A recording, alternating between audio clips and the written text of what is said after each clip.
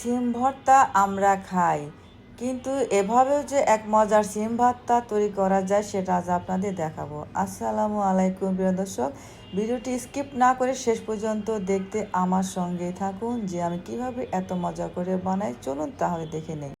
আমি এখানে পরিমাণ মতো সিম নিয়েছি। আমার সিমগুলো কালারটা একটু অন্যরকম দেখা যাচ্ছে, কারণ আমি 2-1 দিন আগেই কিনে আমি ফ্রিজে রেখেছিলাম, তাই কালারটা একটু চেঞ্জ, তাতে কোনো সমস্যা নাই।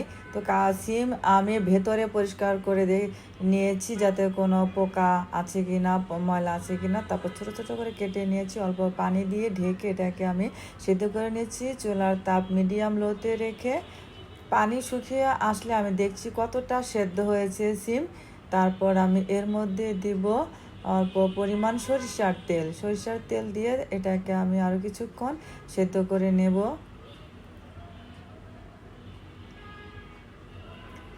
নেড়ে চেড়ে দিয়ে আবার ঢেকে রাখছি কিছুক্ষণ। তারপর এটা নেড়ে চেড়ে ভালোভাবে নিচ্ছি।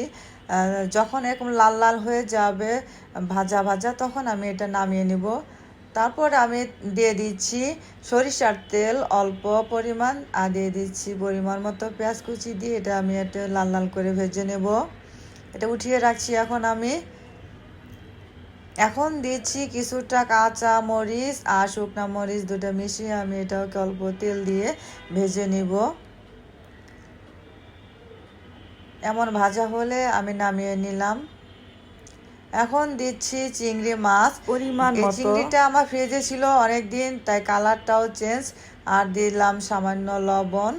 এখন আমি এটাকে ভেজে নেব তেল দিয়ে ঢেকে। তারপরে এটাকে মিডিয়াম আঁচে ভেজে নেব লাল লাল করে। এই ভর্তাটা বানাতে চিংড়ি মাছ খুব বেশি একটা লাগে না, অল্প ভাজা হয়ে গেছে। এখন আমি এগুলো সব বেটে নেব অল্প লবণ দিয়ে। এই সিম ভর্তায় আমি শুকনা মরিচ দিলাম এর জন্য, যেহেতু চিংড়ি মাছ আছে তাই খেতে ভীষণ মজা লাগে। এখন আমি সিমগুলো বেটে নিচ্ছি।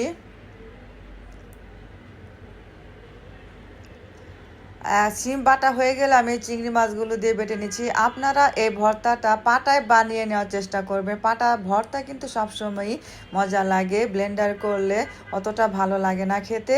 আর আমি চিংড়ি মাথা সহ দিয়েছি, এর জন্যই যে একটু কাটা লাগবে বলে চামচ দিয়ে এভাবে কেচে কেচে নিচ্ছি। চামচ দিয়ে কাচলে আর কোনো সমস্যা হয় না। একদম মিহি করে আমি ভর্তাগুলো বেটে নেব।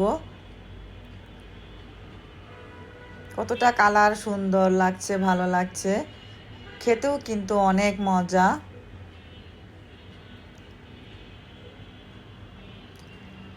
কেউ যদি না থাকে তাহলে কাউকে দিয়ে পাটায় বানিয়ে নেওয়ার চেষ্টা করবেন ভর্তাটা।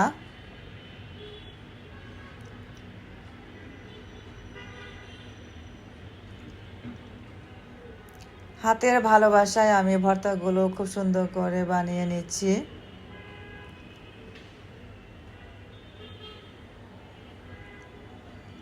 ভর্তা বাটা হয়ে গেলে এখন দিচ্ছি অল্প পরিমাণ পেঁয়াজ কুচি। পেঁয়াজটা আমি মিহি করব না, একটু আস্তে আস্তে রাখবো, যাতে খাওয়ার সময় দাঁতে কামড় লাগলে ভালো লাগে। আর দিয়ে দিচ্ছি পরিমাণ মতো ধনেপাতা কুচি।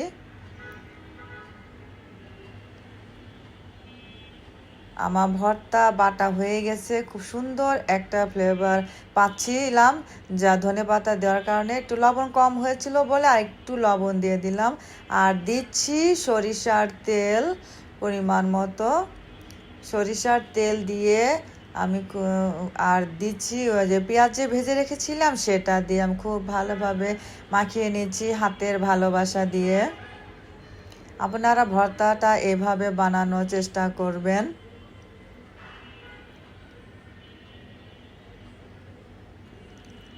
এই তো আমার ভর্তা রেডি। ভর্তা বানানোর পর পাটায় যদি একটু গরম ভাত না মাখিয়ে খাই, তাহলে মনে হয় যেন খাওয়া হলো না। খুবই মজা লাগে পাটায় মাখানো, বা ছোটোবেলায় মায়ের হাতে অনেক খেয়েছি। আমার কাছে সেই রূপটা এখনও ভুলতে পারিনি। আর এই যে আমার সিম চিংড়ি দিয়ে ভর্তা রেডি। যখন ভাত রান্না করবেন, ভাতের চাল একটু বেশি করে অবশ্যই দেবেন। যে ভর্তাটা এতই মজা লাগে, একবার খেলে আপনারা কখনোই এর স্বাদ ভুলতে পারবেন না।